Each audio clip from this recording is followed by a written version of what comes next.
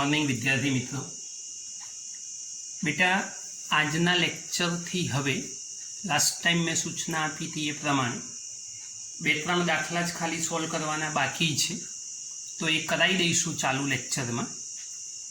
हवे आजना लेक्चर में आपणे JEE नीटनुं जेवुं पहला प्रकरण में काम कर्युं हतुं एवा कामनी शरूआत करीए छीए। एटले के MCQ सॉल्विंग पहलो दिवस है, तो पहला दिवस पूरता थोड़ा नॉर्मल प्रश्नों लईशुं। जेम जेम प्रश्नों की प्रेक्टिस थती जशे एम धीमे धीमे अघरा प्रश्नों लेता जईशुं।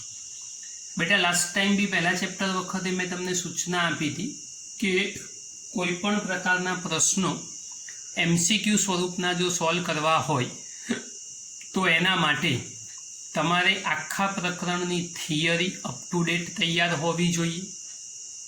थियरीनी अंदर आवता कॉन्सेप्ट सारी रीते आवड़वा जोईए अने सौथी महत्वनी बात मैथेमेटिकल स्टेप एटले के गणितीय सूत्रों ए बधा अप टू डेट होवा जोईए। स्वाध्यायना अने उदाहरणना दाखला जो सारी रीते गणीने तैयार कर्या होय तो लगभग आ दरेके दरेक पोर्शन सरळताथी तैयार थई जाय, एमां कोई ज मुश्केली ना पड़े। तो फरी एक बार याद करावुं छुं कि आटली बाबतो अप टू डेट रेडी करी देजो। एमां सहज पण डाउट डिफिकल्टी होय तो गमे त्यारे बी मने फोन करी पूछी शकाय। तो आजथी शरूआत करीए छीए MCQ नी। प्रश्न नंबर 1 त्यांथी शरूआत करीए छीए। रकम शांतिथी जोईने समजजो।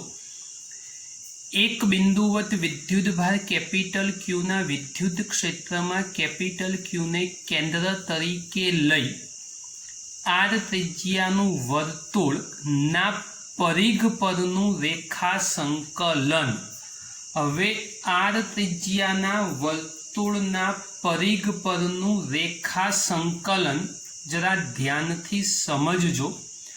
क्षेत्रनु रेखा संकलन जोईए छे तो जुओ विद्युत क्षेत्र एटले सदिश E थाय। आ विद्युत क्षेत्र एटले सदिश E थशे।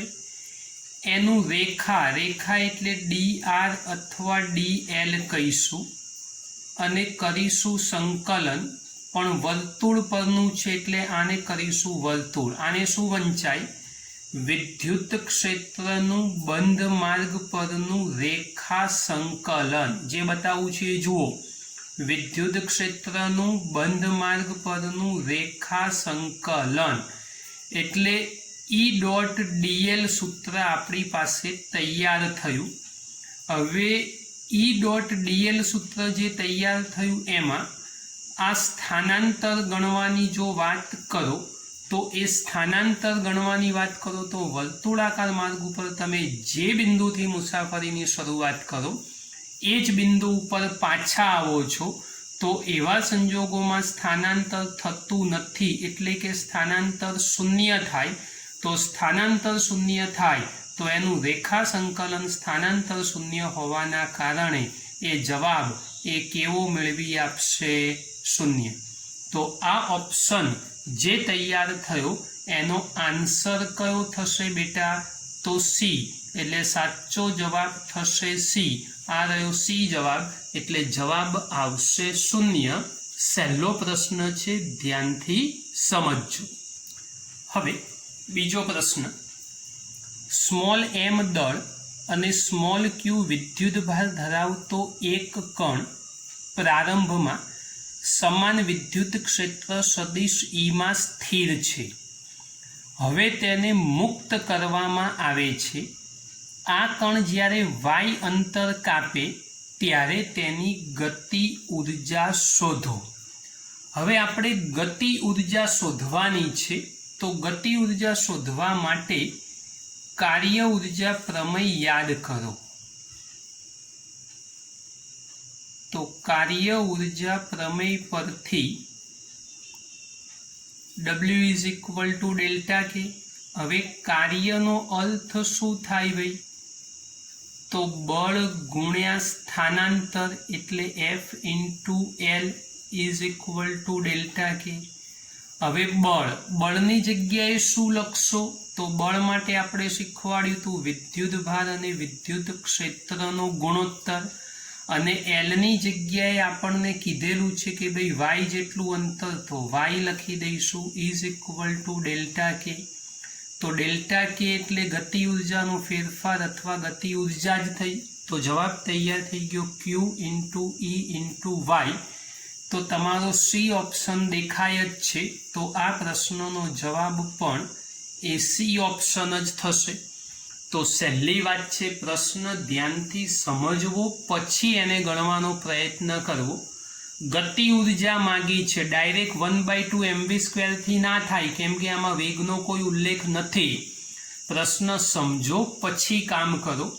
બેટા બીજી એક વાત કે જ્યારે JEE અને નીટની પરીક્ષાઓ નહોતી લેવાતી એ વખતે પહેલાં એન્જિનિયરિંગના બાળકો માટે AIEEE અને મેડિકલના બાળકો માટે PMT જેવી પરીક્ષાઓ થતી, જે ઓપ્શનલ હતી, ઈચ્છા હોય તો જ અપાય.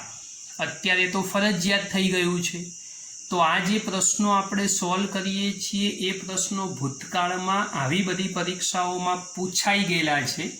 આ જે પ્રશ્નો સોલ્વ કર્યો એ PMTની પરીક્ષામાં CBSEના કોર્સમાં 1998માં પૂછાયેલો છે.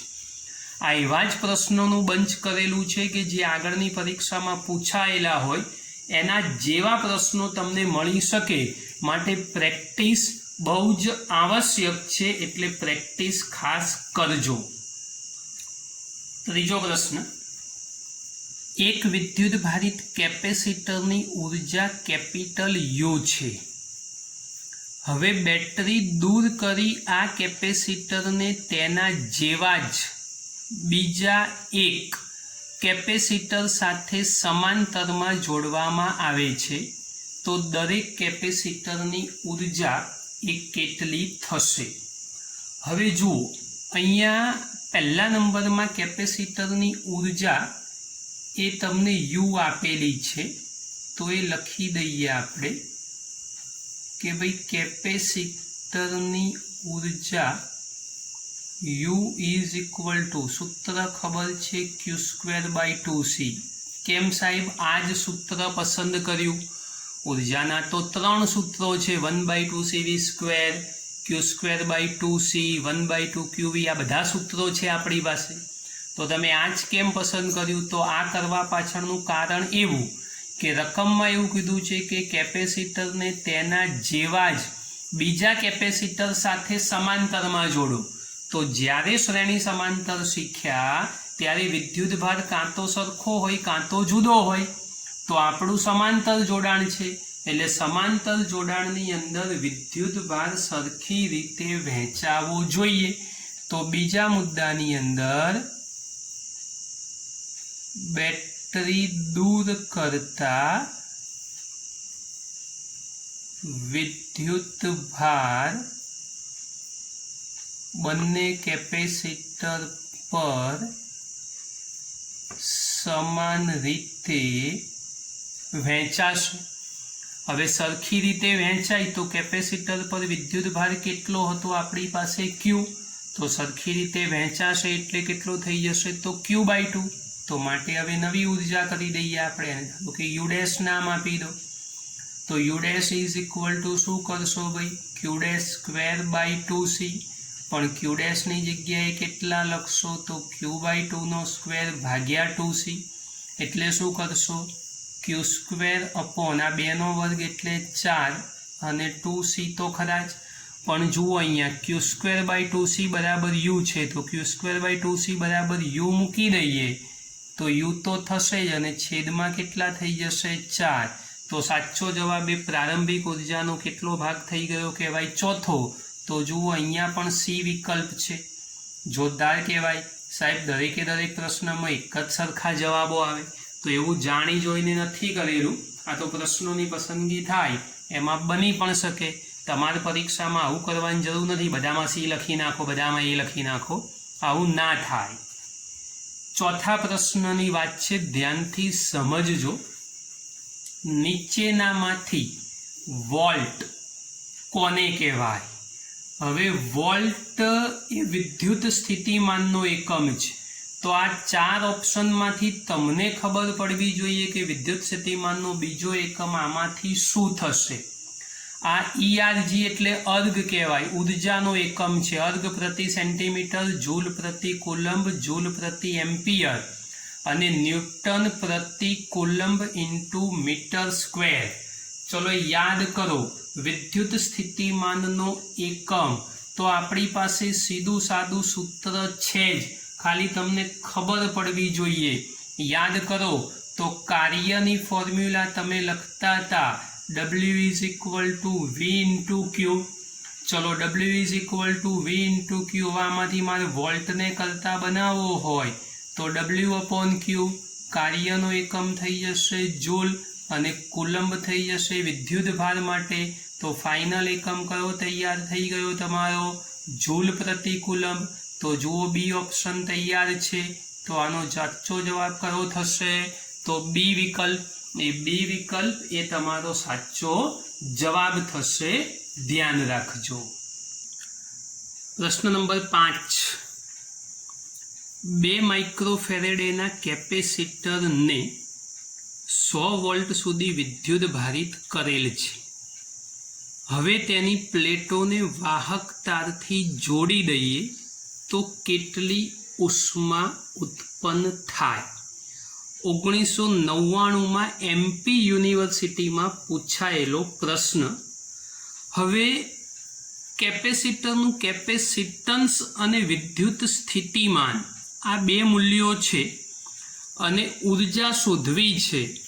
તો આ બંને મૂલ્યો હોય ને ઉર્જા શોધવી હોય તો એક જ સૂત્ર આપણી પાસે, U is equal two 1/2 CV square.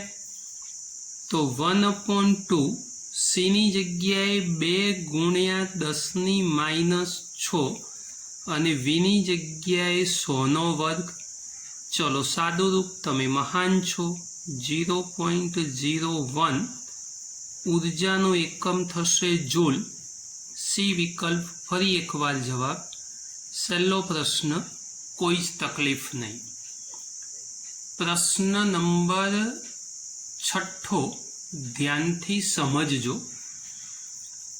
સમાંતર પ્લેટ કેપેસિટરનું કેપેસિટન્સ શાના પર આધાર રાખતું નથી? બેટા પ્રશ્ન આવ્યો છે એટલે ફરી એકવાર યાદ કરાવી દઉં. સમાંતર પ્લેટ કેપેસિટર અને કેપેસિટરોનું સમાંતર જોડાણ બંને પ્રશ્નો અલગ અલગ છે. એટલે જ્યારે ત્યારે થિયરીમાં પૂછાય તો બહુ જ ધ્યાનથી આને સમજીને લખવાના છે. સમજજો, આપણને સમાંતર પ્લેટ કેપેસિટરની વાત કરી છે ને રવિવારની પરીક્ષામાં પ્રશ્ન પૂછ્યો તો તમે બધાએ જવાબ બી બહુ સારી રીતે લખેલો છે. સાબિત કર્યું તું સૂત્ર C બરાબર ε0 A/d. આ સમાંતર પ્લેટના કેપેસિટરનું કેપેસિટન્સનું સૂત્ર જે તમે અપ ટુ ડેટ મસ્ત સાબિત કરેલું છે. હવે આ સૂત્ર તમે સાબિત કરેલું હોય તો ત્યાંથી જ ખબર પડી જાય કે શું હશે આપણો જવાબ. જુઓ, બે પ્લેટો વચ્ચેનું અંતર એની પર આધાર રાખે છે. તો હા, આમાં D દેખાય છે એટલે એ નહીં આવે કેમ કે રાખતું નથી એવો પ્રશ્ન પૂછ્યો છે. કેપેસિટર પરના વિદ્યુત ભાર, આમાં વિદ્યુત ભાર છે તો ના, તો સી વિકલ્પ આપણો જવાબ હોવો જોઈએ. દરેક પ્લેટના ક્ષેત્રફળ એ છે તો હા. કેપેસિટરની પ્લેટો વચ્ચેના પીડી, તો ડી વિકલ્પ આમાં દેખાય છે તો ના, તો કયો જવાબ હોવો જોઈએ? તો કેપેસિટર પરનો વિદ્યુત ભાર અને કેપેસિટરની પ્લેટો વચ્ચેનો પીડી એટલે સી અને ડી આ બંને આ પ્રશ્નના જવાબો હોવા જોઈએ. તો શું સાહેબ આવો પ્રશ્ન અમારી પરીક્ષામાં પૂછાય? તો ના. 2 ઓપ્શનવાળો પ્રશ્ન તમારી એક્ઝામમાં ના પૂછાય, કારણ એ સોલ્યુશન જે કરવાનું છે એ સોલ્યુશન એ મશીન દ્વારા થવાનું છે એટલે 2 ઓપ્શન એક્સેપ્ટ કરી શકે નહીં. પણ તમને સમજ હોવી જોઈએ કે આ સૂત્ર પ્રમાણે આપણો સાચો જવાબ કયો હશે. તો બેટા આ પણ એક અગત્યનો પ્રશ્ન છે એટલે ખાસ ધ્યાનથી સમજજો. નવો પ્રશ્ન લઈએ છીએ, પ્રશ્ન નંબર 7. ખૂબ ધ્યાનથી સમજજો, આ એક સારો સવાલ છે. Question number 7. 10 સેન્ટીમીટરની બાજુવાળા સમબાજુ ત્રિકોણના શિરોબિંદુઓ પર +q, +2q અને -4q વિદ્યુતભારો મૂકેલા છે, જ્યાં q બરાબર 0.1 માઇક્રોકુલમ્બ છે. તો આ તંત્રની સ્થિતિ ઉર્જા શોધો. હવે સમજો કે સમબાજુ ત્રિકોણ છે, એટલે સમબાજુ ત્રિકોણમાં બધી બાજુઓ કેવી હોવી જોઈએ? તો એક જ સમાન. 3 વિદ્યુતભારોના તંત્રની સ્થિતિ ઉર્જા જો શોધવી હોય તો આપણું સિમ્પલ સૂત્ર U = K Q1 Q2 upon R12 plus K Q2 Q3 upon R23 plus K Q3 Q1 upon R31. હવે સમબાજુ ત્રિકોણ છે એટલે R તો દરેકે દરેકમાં એક જ સરખો રહેવાનો, એમાં તો કોઈ ફરક પડવાનો નથી. તો આપણે દરેકની અંદર U = K હું કોમન લઈ લઉં. Q1 Q2 upon R બધા સરખા છે એટલે લખી દઉં Q2 Q3 upon R plus Q3 Q1 upon R. હવે બેટા કિંમત મૂક્યા પૂછું, સાદુરૂપ તમારે કરવાનું છે. 9 × 10⁹ કેની જગ્યાએ Q1 Q2, તો પહેલો ને બીજો 2 વિદ્યુતભાર લઈ લઈએ, Q અને 2Q. R હમણાં સરખો રાખો સલામત, એ પછી છેલ્લે જોઈ લેજો. સમબાજુ ત્રિકોણની 10 સેન્ટીમીટર બાજુ છે એટલે એક જ વખત કિંમત મૂકી દેજો. પછી પ્લસ Q2 એટલે 2Q અને Q3 એટલે -4Q upon R plus Q3 એટલે -4Q અને Q1 એટલે Q upon R. R common પણ લઈ શકાય. અહીંથી ગણતરી જાતે કરવાની. જ્યાં Q દેખાય છે ત્યાં 0.1 મૂકવાનું છે અને Rની જગ્યાએ 10 સેન્ટીમીટર છે એટલે 0.1 મીટર થશે. કિંમત મૂકીને સાદું રૂપ આપશો એટલે જવાબ આવશે -9 × 10⁻³ એટલે સાચો જવાબ થશે તમારો ડી વિકલ્પ. તો આ ધ્યાન રાખજો. બીજી એક વાત યાદ આવી છે બેટા, કહી દઉં છું. તમે જે એક્ઝામ આપો છો અને એ એક્ઝામમાં જે પ્રશ્નોનું સોલ્યુશન કરો છો, હું જુઓ કેટલું ફર્સ્ટ ક્લાસ કરી આપું છું. સૌથી પહેલાં પ્રશ્નની નીચે 4 ઓપ્શન, મારી સૌથી પહેલાં ગણતરીની શરૂઆત થાય. ગણતરી કર્યા પછી જવાબ મળે પછી હું ABCD વિકલ્પ ખાસ લખું છું. ઘણા વિદ્યાર્થીઓ એવા છે કે જે ABCD વિકલ્પ જ નથી લખતા, તો એવું નહીં ચાલે. આ નાની નાની બાબતો છે પણ ધ્યાન રાખજો. પ્રશ્નોનો નંબર હોય એની સામે પહેલાં ABCD વિકલ્પ આવે પછી એની કેલ્ક્યુલેશન થાય, અથવા કેલ્ક્યુલેશન પહેલાં કરીને છેલ્લે જવાબ લાવીને ABCD વિકલ્પ લખો તો પણ ચાલે. પણ વિકલ્પ લખવાનું ભૂલી જાઓ તો એ પ્રોપર વાત નથી. એટલે વિકલ્પ ABCD ખાસ લખવા જરૂરી છે, ધ્યાન આપજો. નવા પ્રશ્નની વાત કરીએ છીએ. પ્રશ્ન નંબર 8 સમજો ખૂબ ધ્યાનથી. સદિશ P જેટલી વિદ્યુત ડાયપોલ મોમેન્ટ એટલે વિદ્યુત દ્વિધ્રુવીની ચાક માત્રા ધરાવતા વિદ્યુત ડાયપોલને સદિશ E જેટલી તીવ્રતાવાળા સમાંગી ચુંબકીય ક્ષેત્રમાં મૂકવામાં આવેલ છે. વિદ્યુત ક્ષેત્ર બી હોઈ શકે, કોઈ ફરક ના પડે એમાં. જો સદિશ P અને સદિશ E વચ્ચેનો ખૂણો થીટા હોય તો થીટાના કયા મૂલ્ય માટે ડાયપોલની સ્થિતિ ઉર્જા એ મહત્તમ થાય?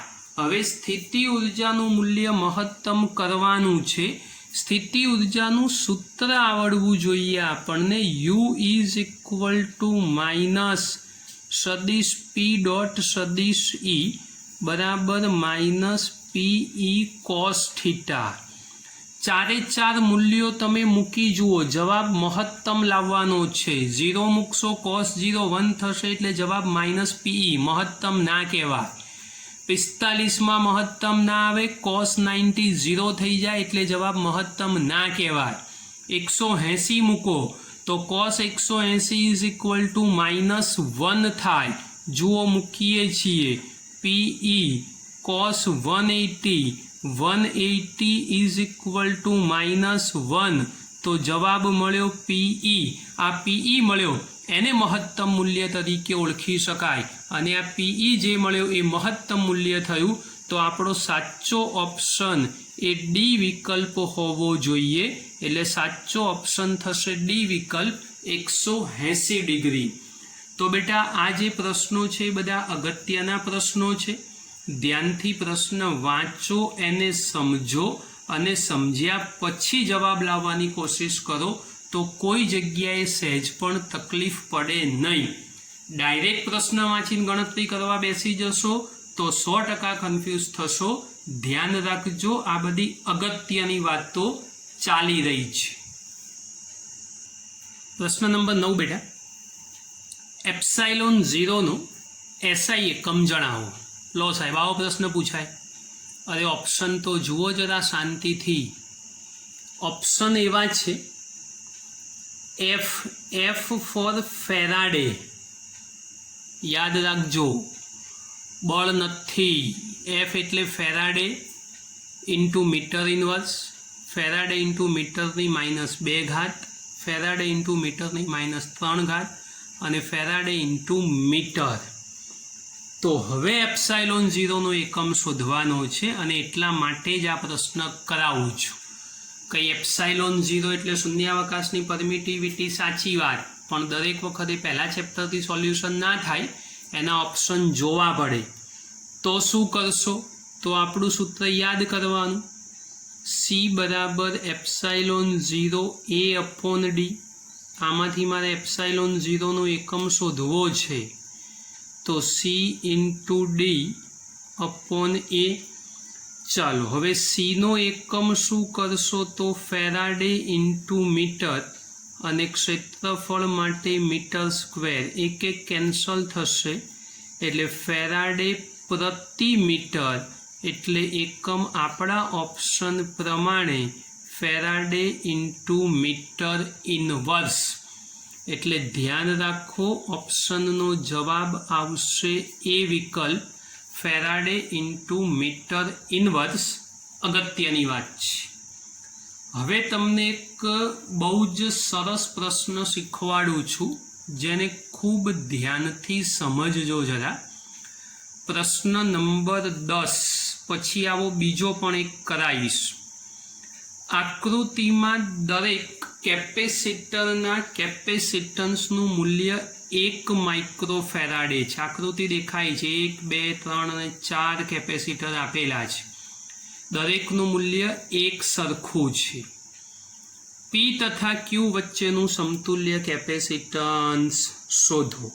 સમજો ધ્યાનથી, આ બે છેડાઓ વચ્ચે સમતુલ્ય શોધવાનું છે. હવે આ ટાઈપના કોઈ પણ પ્રશ્નો હોય તો એનું સોલ્યુશન કરવા માટે એક નાનકડી હિન્ટ આપું છું કે જે બે બિંદુઓ વચ્ચે સમતુલ્ય કેપેસિટન્સ શોધવાનું હોય એ બંને બિંદુઓ વચ્ચેના કેપેસિટરને સૌથી છેલ્લે અડકવાનું. એટલે આનો ઉપયોગ સૌથી છેલ્લે કરવાનો, આને હાલ ધ્યાનમાં લેવાનું નહીં. તો તમે અહીંથી જુઓ, આ બે વચ્ચેનું છોડી દો, તો આ બાકીના 3 જે દેખાય છે, 3 કેપેસિટરનું જોડાણ કેવું છે? તો શ્રેણી. ચાલો હું આને નામ આપી દઉં એટલે તમને ખબર પડે. ધારો કે આને આપણે કહી દઈએ C1, આ C2, આ C3 અને આ C4. તો સૌથી પહેલાં C1 2 અને 3 એનું કેવું જોડાણ છે? તો શ્રેણી જોડાણ. અને જો શ્રેણી જોડાણ હોય તો સમતુલ્ય કેપેસિટન્સ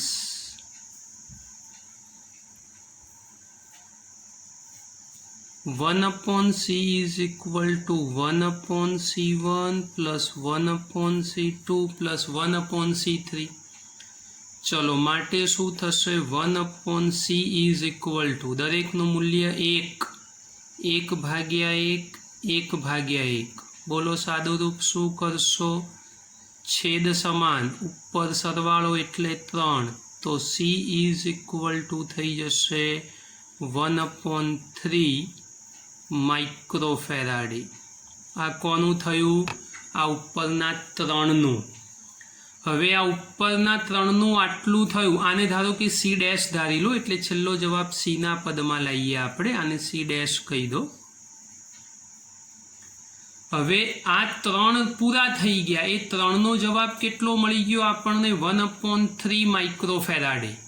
हवे आ 3 भूली जाओ ने 3ની जग्याए मात्र 1 ज होय, 3 नथी ने 3ની जग्याए मात्र 1 ज छे, तो एनी साथे आ छेल्ला नंबरનું केपेसिटर केवा जोडाणमां थशे? तो समांतर। तो हवे ए मुद्दो लखीए छीए C डैश तथा C4 નું समांतर जोडाण माटे समतुल्य केपेसिटन्स C कर दઉં तो C डैश प्लस C4 थशे। C डैश शोध्યું છે 1/3, C4 નું મૂલ્ય છે 1। પેલી ગણતરી કદાચ ના દેખાઈ હોય તો હું બોલ્યો છું, સમજ પડે એવી છે, સમજી લેજો જરા ધ્યાનથી।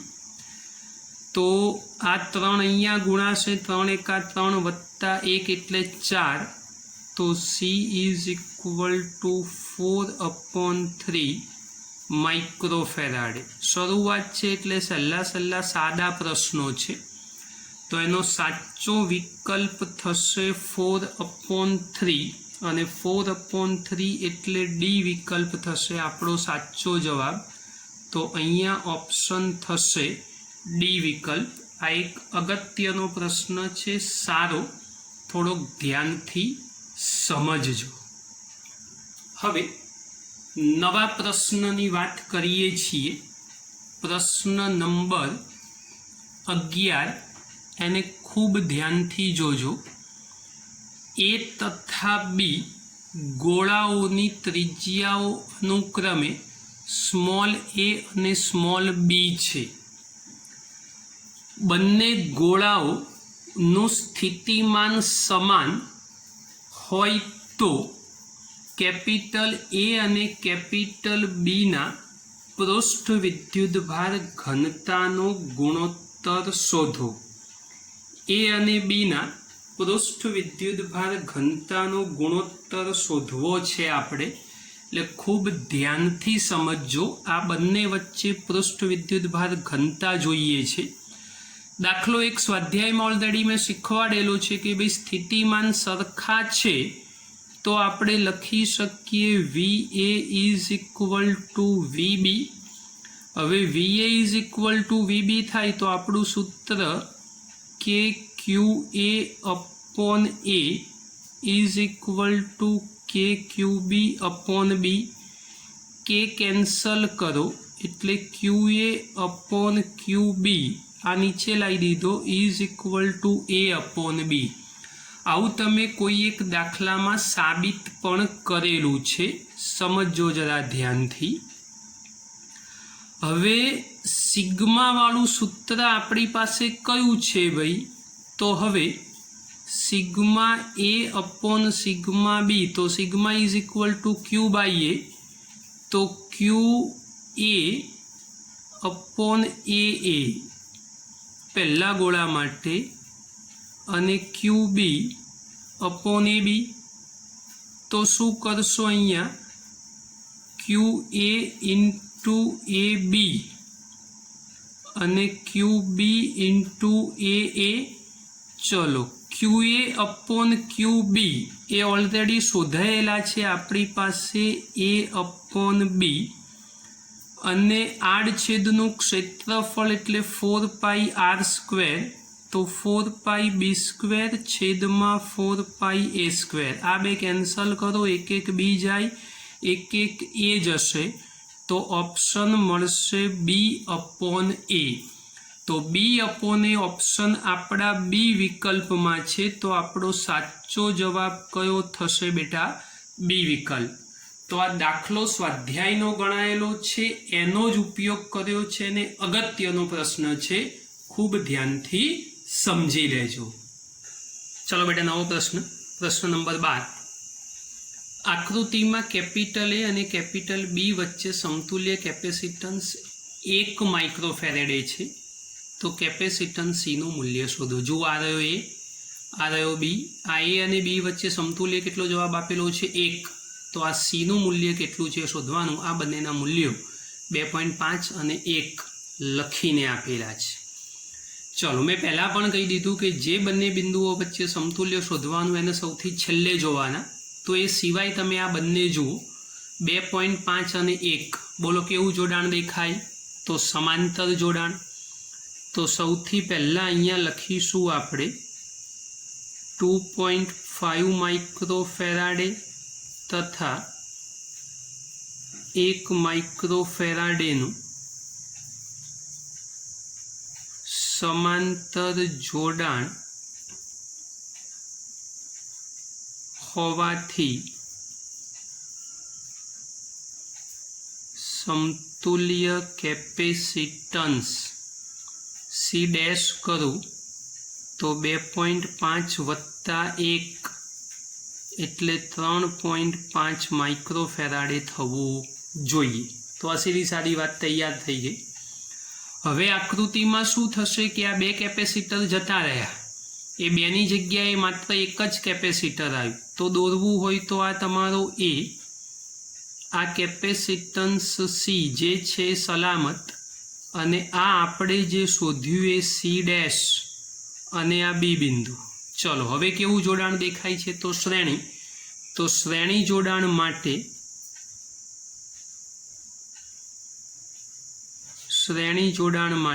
ચલો, શ્રેણી જોડાણ માટે શું શીખ્યા હતા આપણે? C બરાબર ઉપર ગુણાકાર અને નીચે સરવાળો એવું ના કરવું હોય તો 1/C1 + 1/C2 પણ ચાલશે. હવે ઓલરેડી આ C તો છે જ, તો આપણે આને દાખલા તરીકે C ડબલ ડેશ કહી દઈએ. તો C × C ડેશ અને C + C ડેશ. સમજો ધ્યાનથી, સમતુલ્ય કેપેસિટન્સનું મૂલ્ય આપણને આપી દીધેલું છે 1.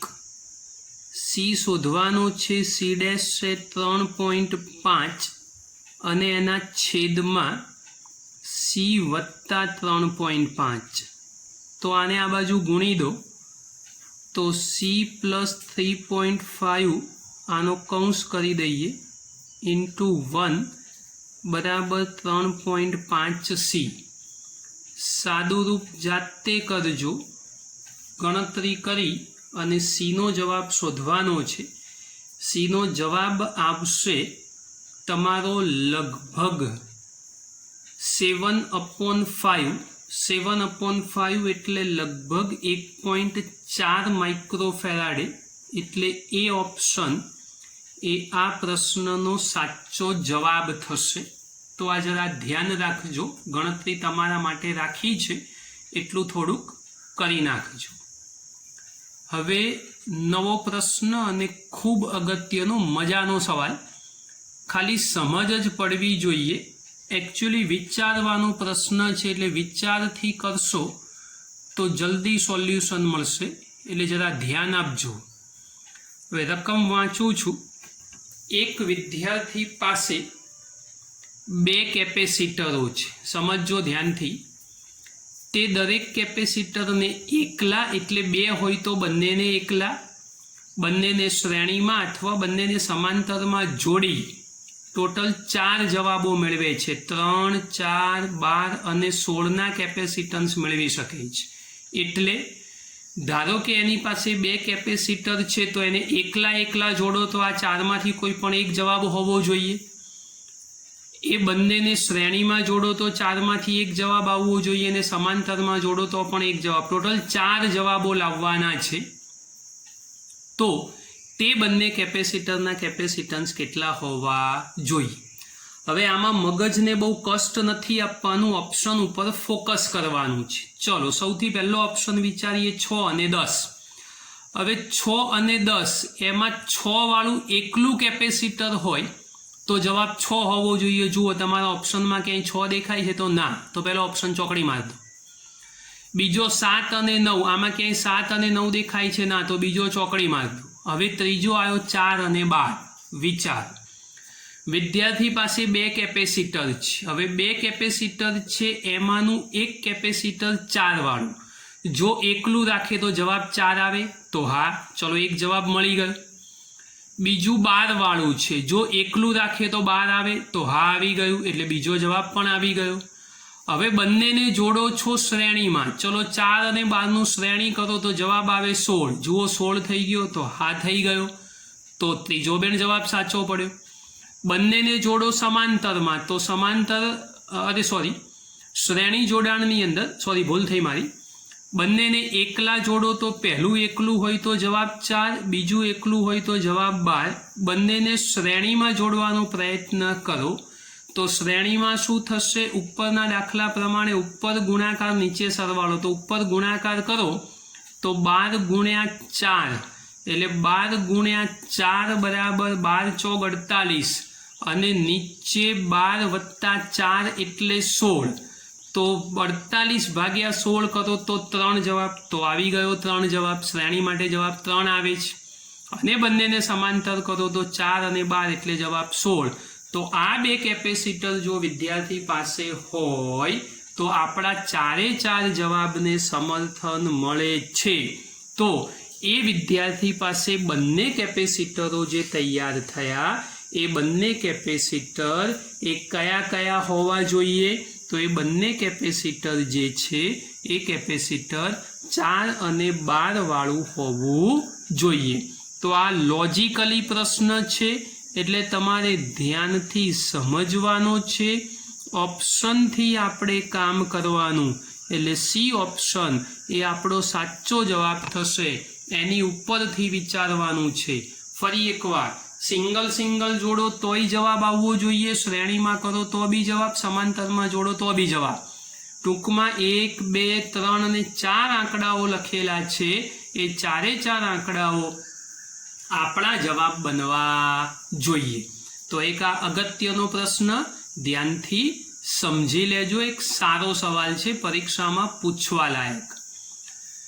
નવા પ્રશ્નની વાત કરીએ છીએ. પ્રશ્ન નંબર 14 સમજો ધ્યાનથી. આ પણ એક અગત્યનો પ્રશ્ન ગણી શકાય, કેમ કે કદાચ ભૂલી ગયા હોય તો. અણુ કે પરમાણુની ધ્રુવીયતા એને કહેવાય પોલેરાઇઝેબિલિટી. એનો એકમ આપો તો પોલેરાઇઝેબિલિટી એટલે ધ્રુવીયતાવાળી વાત છે આપણી, એનો એકમ. એ બહુ અગત્યની વાત છે, એટલે એકમ જો સમજવો હોય તો સૂત્ર આપણને આવડવું જોઈએ. તો આપણું સૂત્ર છે P = આલ્ફા ઇન્ટુ E0, જ્યાં આલ્ફાને પોલેરાઇઝેબિલિટી આપણે કહીએ તો P/E0 થવું જોઈએ. P એટલે વિદ્યુત ડાયપોલ મોમેન્ટ, એકમ થશે કુલમ્બ ઇન્ટુ મીટર, અને વિદ્યુત ક્ષેત્રનો એકમ થશે ન્યૂટન પ્રતિ કુલમ્બ. તો ફાઇનલ એકમ તૈયાર થશે કુલમ્બનો વર્ગ, ન્યૂટનની -1 અને મીટર. તો ડી ઓપ્શન એ આપણો સાચો થશે. તો એ ડી ઓપ્શન એ આપણો સાચો જવાબ થઈ જશે. હવે છેલ્લા નંબરનો 15મો એક નાનકડો પ્રશ્ન, પછી પૂરું કરીએ આ MCQનું કામકાજ. 1/2ε0 E² પારિમાણિક સૂત્ર શોધો. હવે સમજો ધ્યાનથી. 1/2ε0 E² કરતા કોણ હતો, અહીંયાથી બી જવાબ તો આવે. તમને જો આનું પારિમાણિક આવડતું હોય, વિદ્યુત ક્ષેત્રનું પારિમાણિક આવડતું હોય તો તમે સરળતાથી પારિમાણિક સૂત્ર શોધી શકો. પણ એનાથી બી સહેલું જો આ ભૌતિક રાશિનો કર્તા ખબર હોય તો આપણું કામ પૂરું થઈ જાય. એટલે આ ભૌતિક રાશિનો કર્તા એ આપણને યાદ હોવો જોઈએ ને એ ભૌતિક રાશિનો કર્તા એ છે ઉર્જા ઘનતા. હવે ઉર્જા ઘનતા એટલે એકમ કદ દીઠ ઉર્જા, અને એકમ કદ દીઠ ઉર્જા માટેનું પારિમાણિક સૂત્ર m1 L-1 T-2 હોવું જોઈએ. એટલે સાચો જવાબ કયો થશે આપણો? સી વિકલ્પ. તો અહીંયા સાચો જવાબ થશે સી વિકલ્પ. તો એક આ અગત્યનો પ્રશ્ન નાનકડો.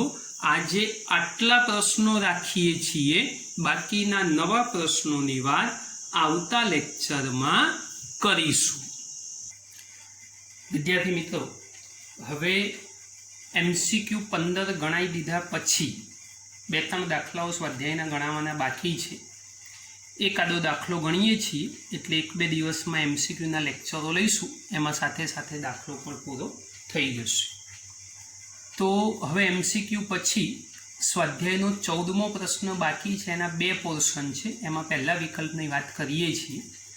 સ્વાધ્યાય 2.14 1.5 માઇક્રોકુલમ્બ અને 2.5 માઇક્રોકુલમ્બ વિદ્યુતભાર ધરાવતા બે નાના ગોળાઓ એકબીજાથી 30 સેન્ટીમીટર અંતરે રહેલા છે. હવે બે ગોળાઓ છે એકબીજાથી 30 સેન્ટીમીટર અંતરે રહેલા છે. આકૃતિ દોરીએ છીએ. આ એક ગોળો અને આ બીજો ગોળો એ એકબીજાથી 30 સેન્ટીમીટર અંતરે એ રહેલા છે. બંને ગોળાઓ એકબીજાથી 30 સેન્ટીમીટર અંતરે રહેલા છે. ધારો કે અહીંયા એ અને બી આવા બે નામ આપી દઈએ છીએ. 1.5 માઇક્રોકુલમ્બ અને 2.5 છે, અંતર 30 સેન્ટીમીટર છે. તો નીચેના સ્થાનોએ સ્થિતિમાન અને વિદ્યુત ક્ષેત્ર શોધો. હવે એમાં પહેલા વિકલ્પમાં એવું કીધું છે બે વિદ્યુત ભારોને જોડતી રેખાના મધ્ય બિંદુએ. એટલે પહેલો પ્રશ્ન એ આપણો મધ્ય બિંદુ માટેનો છે. અત્યારે માત્ર આનું જ સોલ્યુશન કરવું છે. બે વિદ્યુત ભારોને જોડતી રેખાના મધ્ય બિંદુએ આપણે વાત કરવા માગીએ છીએ. બીજી વાત પછી કરીશું. હવે બેટા બહુ જ ધ્યાનથી સમજવાનો પ્રયત્ન કરો કે આપણી પાસે બે વિદ્યુત ભારો છે અને બંને વિદ્યુત ભારોના મૂલ્યો એ તૈયાર છે. તો અહીંયા દાખલા તરીકે હું Q1 ઇઝ ઇક્વલ ટુ 1.5 માઇક્રોકુલમ્બ લઉં તો આ Q2 ઇઝ ઇક્વલ ટુ 2.5 માઇક્રોકુલમ્બ થશે. હવે મધ્ય બિંદુ એટલે સેન્ટર પોઈન્ટની વાત કરેલી છે ને જો મધ્ય બિંદુની વાત હોય તો એક્ઝેક્ટ વચ્ચોવચ્ચ આ મધ્ય બિંદુ થવું જોઈએ. હવે આ મધ્ય બિંદુ જો વચ્ચે થાય તો એવા સંજોગોની અંદર આ બંને બાજુના અંતરો એ 15 સેન્ટીમીટર અને અહીંથી આ અંતર પણ 15 સેન્ટીમીટર જ થશે. એટલે બંને બાજુના અંતરો 15 સેન્ટીમીટર થઈ જશે. બંને વિદ્યુત ભારો ધન છે અને બંને વિદ્યુત ભારો જો ધન હોય તો આ ક્ષેત્ર આ દિશામાં મળશે અને આ ક્ષેત્ર એ આ દિશામાં મળશે. સમજો જરા ધ્યાનથી. E1 અને E2 બંને. હવે ખાલી મધ્ય બિંદુની વાત પહેલાં કરવા માગીએ છીએ તો ફોકસ સંપૂર્ણ મધ્ય બિંદુ ઉપર જ હોવું જોઈએ આપણું. તો સૌથી પહેલાં આ જે ધાર્યું છે લખીએ છીએ કે ધારો કે એ તથા બી બિંદુઓ પર अनुक्रमे 1.5 माइक्रोकूलम्ब तथा 2.5 माइक्रोकूलम्ब ना વિદ્યુત ભારો છે તેમની વચ્ચેનું અંતર 30 સેન્ટીમીટર છે અને મધ્ય બિંદુ O છે। આ જે ધાર્યું છે એ બધું આપણે લખીએ છીએ, આવું વર્ણન લખવું પડે। હવે બે બિંદુઓ, મધ્ય બિંદુ પાસે બે વાતો શોધવાની છે, ક્ષેત્ર અને સ્થિતિમાન। તો પહેલા O બિંદુ પાસે વિદ્યુત સ્થિતિમાન શોધીએ। चलो ओ बिंदु पासे विद्युत स्थितिमान शोधवू होय तो सादू सूत्र ओ बिंदु पासे VO लखीशू के Q1/R1 प्लस के Q2/R2। चलो माटे V0 बराबर के कॉमन लई लो तो Q1/R1 एना छेद में Q2/R2। હવે માત્ર કિંમતો જ મૂકવાની છે તમારે। બાજુમાં પણ તમને ફરી લખીને આપી દઉં છું કે Q1 બરાબર 1.5 માઇક્રોકુલમ્બ એટલે 1.5 ગુણ્યા 10⁻6 કુલમ્બ, Q2 2.5 માઇક્રોકુલમ્બ એટલે 2.5 ગુણ્યા 10⁻6 કુલમ્બ। R1 R2 બંને સરખા જ છે એટલે R1 બરાબર R2 બરાબર 15 સેન્ટીમીટર એટલે 0.15 મીટર। એટલે આ પણ મૂલ્ય તૈયાર થઈ ગયું। અહીંયાથી ખાલી સાદું રૂપ તમે જાતે કરશો એટલે ગણતરીમાં તમારો જવાબ V0 બરાબર ખાલી જગ્યા વોલ્ટ, એ જવાબ તમારે જાતે લાવવાનો છે કેલ્ક્યુલેશન કરીને। तो સૌથી પહેલા O બિંદુ પાસે આપણે વિદ્યુત સ્થિતિમાન માટેની વાત એ કરી ચૂક્યા। હવે જે વાત આવશે એ વિદ્યુત ક્ષેત્ર માટેની આવશે, કેમ કે બે વાતો શોધવાની કીધી છે। તો હવે O બિંદુ પાસે વિદ્યુત ક્ષેત્ર સમજો। तो O बिंदु पासे विद्युत क्षेत्र ए परस्पर विरुद्ध दिशा में है, बंने धन है एटले धननु क्षेत्र सामान्य रीते दूर जवू जोईए एटले बंने विरुद्ध दिशा में लागशे। तो E0 is equal to E2 minus E1, जेनो विद्युत भार मोटो होय एमांथी नाना विद्युत भार वाळुं क्षेत्र बाद थाय। तो सूत्र KQ2/R2 स्क्वेर KQ1/R1 स्क्वेर। तो माटे E0 बराबर K common Q2/R2 square minus Q1/R1 square. बंने किंमत मूकशो, किंमत तो उपरनी ज छे, किंमत मूकशो अने सादुं रूप आपशो એટલે અહીંયા પણ તમને વિદ્યુત ક્ષેત્રનો એ જવાબ મળી જશે। એટલે E0 ઇઝ ઇક્વલ ટુ ખાલી જગ્યા ન્યૂટન પ્રતિ કુલમ્બ લખો અથવા વોલ્ટ પ્રતિ મીટર, તમને જે ફાવે એ તમે લખી શકો છો। તો આ બીજા નંબરનો જવાબ એ વિદ્યુત ક્ષેત્ર માટેનો તૈયાર થઈ ગયો।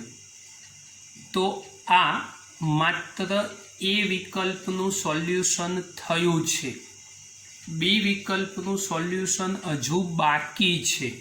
तो हवे आपणे बी विकल्पनी चर्चा ए करीए छीए। बी विकल्पनी रकम समझजो जरा ध्यानथी। आ रेखाना मध्य बिंदुमांथी पसार थती अने रेखाने लंब समतल में मध्य बिंदु थी 10 सेंटीमीटर अंतरे आवेला बिंदुए, समझो ध्यान थी, रेखाना मध्य बिंदु मांथी પસાર થતી અને રેખાને લંબ સમતલમાં મધ્ય બિંદુથી 10 સેન્ટીમીટર અંતરે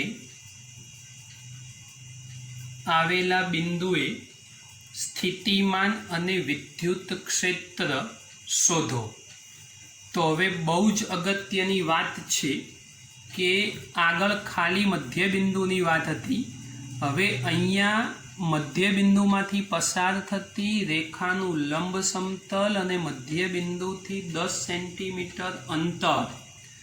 તો આકૃતિ ફરી એક વખત બનાવવી પડશે ને આ વિકલ્પ થોડો ડિફિકલ્ટ છે એટલે આમાં ધ્યાન આપશો। ફરી એકવાર આ બે વિદ્યુત ભારો જે આપણા હતા એ જ દોરી દઈએ છીએ। આ એ આ બી તૈયાર થઈ જશે।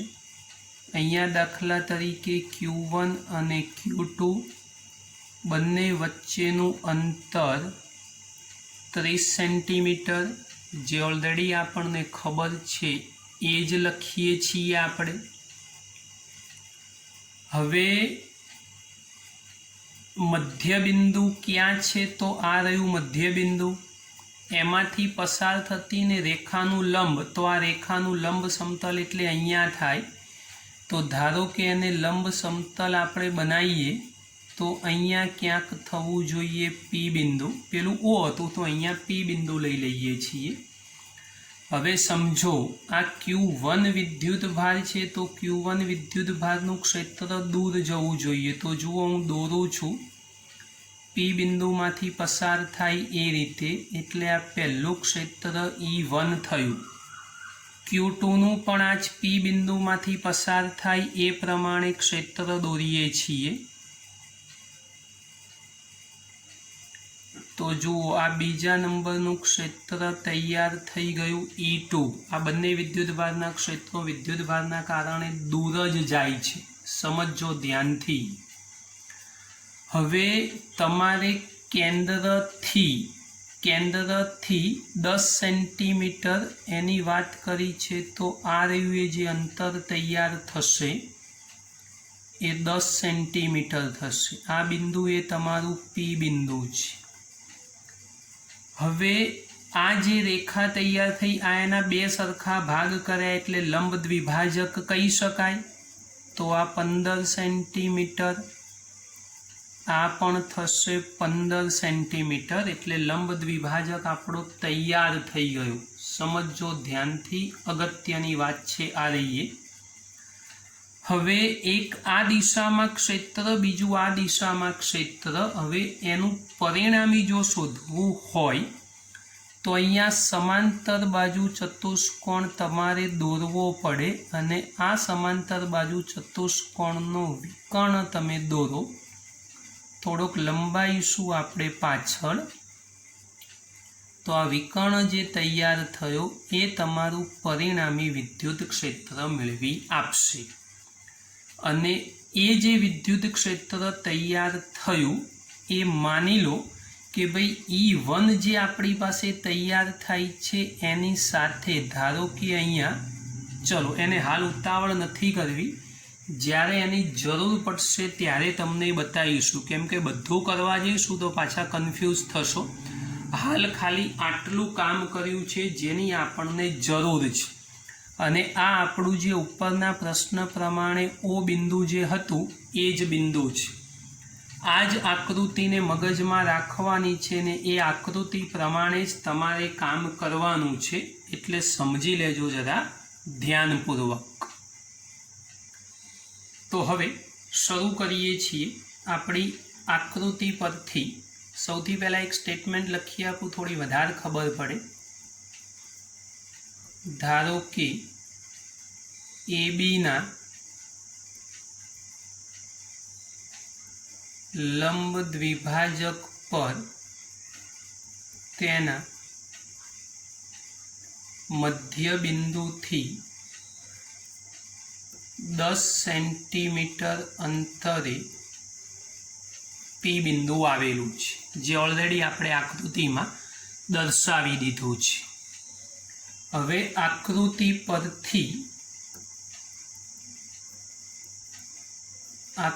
પરથી એ થી પી અને બી થી પી લગભગ સરખા અંતરો થશે. સમબાજુ ત્રિકોણની ડેફિનેશન પ્રમાણે પાયથાગોરસ પ્રમેયનો ઉપયોગ કરી શકાય. તો ડાયરેક્ટ લખું છું √15² વત્તા 10² 10 એ લંબ દ્વિભાજક છે અને 15 એ ઓ બિંદુથી એ અને ઓ બિંદુથી બી સુધીનું અંતર, એટલે બધું સરખું જ થાય.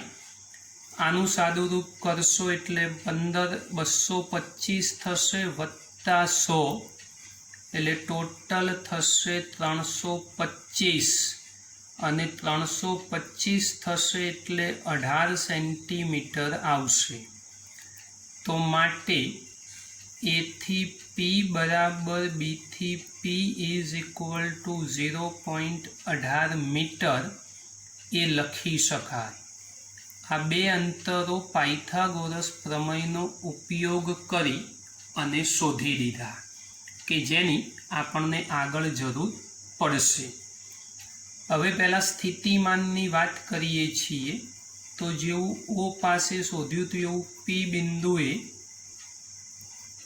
વિદ્યુત સ્થિતિમાન, ચલો પી બિંદુ પાસે વિદ્યુત સ્થિતિમાન શોધવાનો પ્રયત્ન કરીએ છીએ. તો પહેલાંમાં ઓ લખતા હતા, આમાં વીપી લખીશું. સૂત્ર બનશે કે Q1/AP પ્લસ કે Q2/BP. આ અંતર માટે વીપી પી બિંદુ પાસેનું સ્થિતિમાન કે કોમન લઈ લો. Q1/A થી P સુધીનું અંતર અને Q2/B થી P સુધીનું અંતર. કિંમત મૂકી અને સાદુરૂપ તમારે જાતે કરવાનું. આ થઈ જાય એવું છે. સ્થિતિમાનમાં બહુ કષ્ટ નથી પડવાનું. ક્ષેત્રમાં તકલીફ છે હું ગણાવું છું.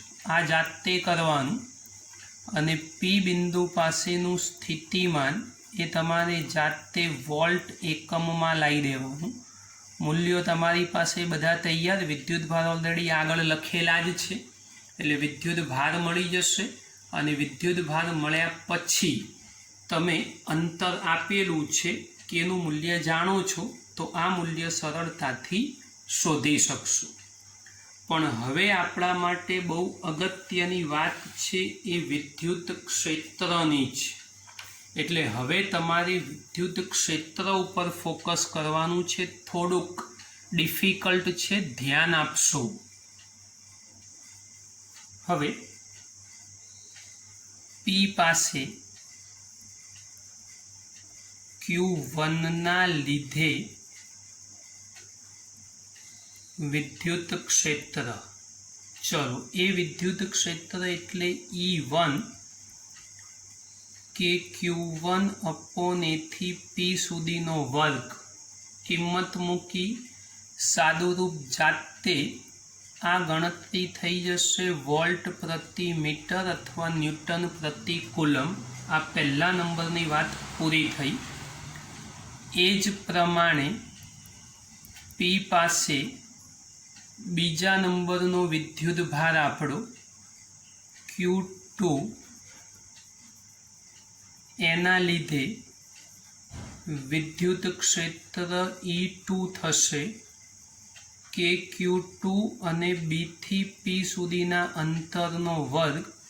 સાદુરૂપ આપશો એટલે વોલ્ટ પ્રતિ મીટર. આ પણ મળી જશે. આ બંનેમાં બહુ તકલીફ પડવાની નથી.